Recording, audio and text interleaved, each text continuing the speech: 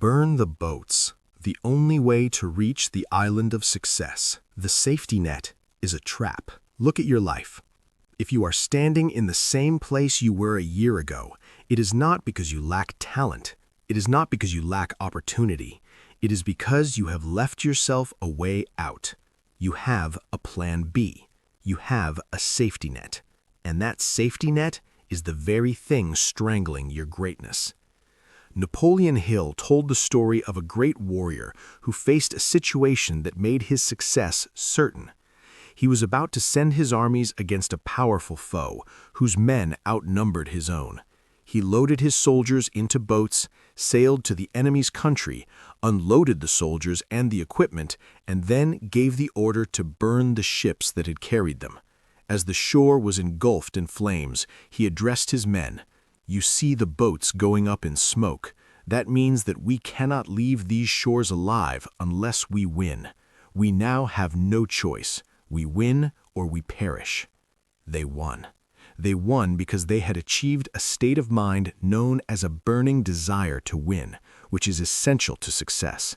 Most of you are trying to reach the island of success while keeping your boats moored at the dock, ready to retreat the moment the first arrow flies.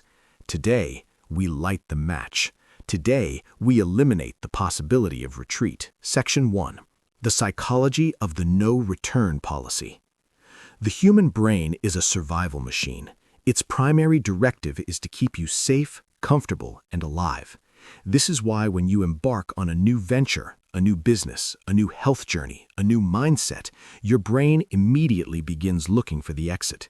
It whispers, "If this doesn't work out, I can always go back to my old job." Or, "If I fail, at least I tried." As long as those thoughts exist, you are a drifter. You are divided. A house divided against itself cannot stand, and a mind divided between success and safety will always choose safety. The 2% who own the world understand that success is a result of obsession, not interest. Interest gets you started. Obsession gets you through the midnight hour when the world is screaming at you to quit. To burn your boats is to take control of your reticular activating system. When the exit is gone, your brain stops looking for a way out and starts looking for a way through. It shifts from "how can I survive" to "how can I conquer." Section 2. The law of autosuggestion and the finality of choice. Napoleon Hill's second great principle is autosuggestion.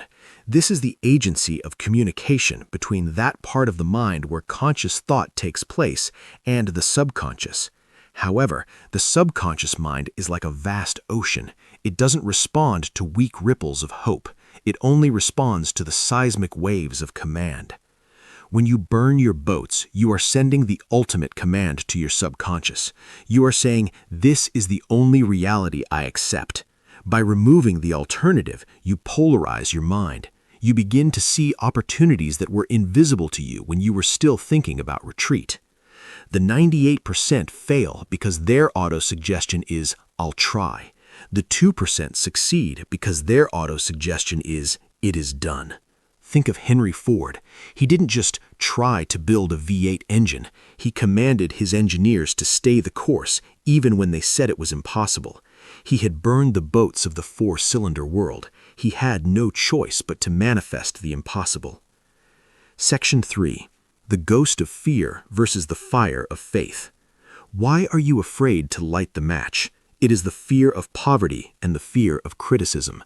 You are afraid of what people will say if you burn your ships and the island proves to be too difficult. You are afraid of standing on the shore with nothing but your bare hands.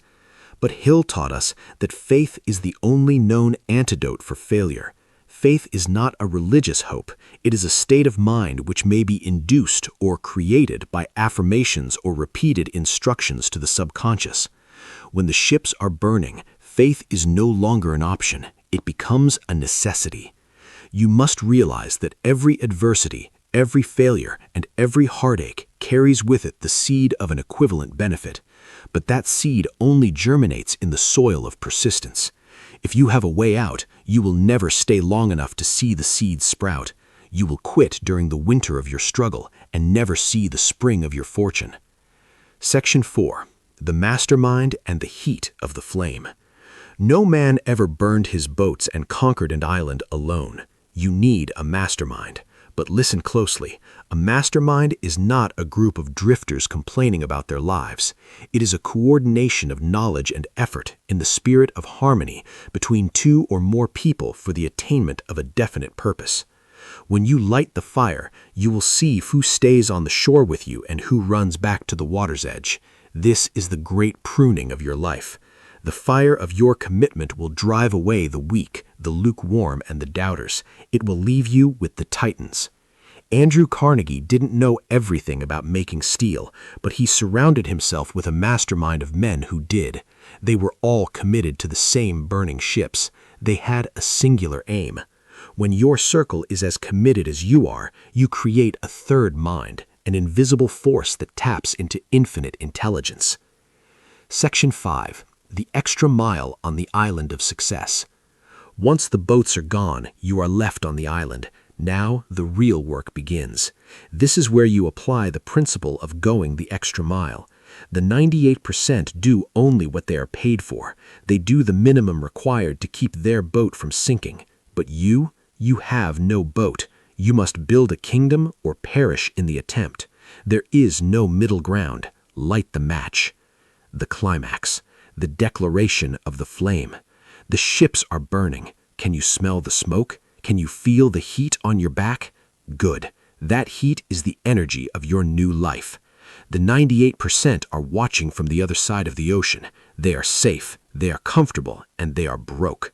They are waiting for you to fail so they can feel better about their own cowardice. They are waiting for you to signal for a rescue that is never coming. Turn your back on the ocean. Face the mountain. The island of success is not a gift, it is a conquest. It belongs to the man who has the courage to destroy his past to save his future. Napoleon Hill's secret is this: the fire doesn't destroy you, it defines you. You are no longer a victim of circumstance. You are the master of your destiny. You are the architect of an empire. The boats are gone. The bridge is broken. The only way is forward. What is your first move? Build the kingdom or perish in the attempt. There is no middle ground. Light the match.